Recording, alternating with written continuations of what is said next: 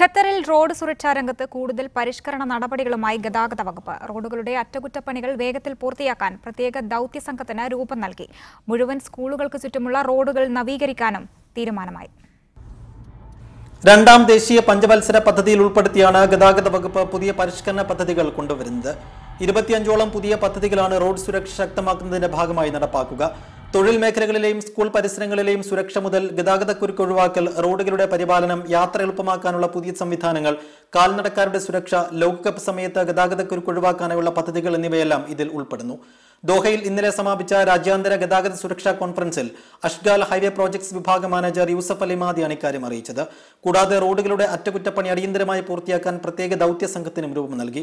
രാജ്യത്തെ 475 സ്കൂളുകളും പദ്ധതിയുടെ ഭാഗമാണ്.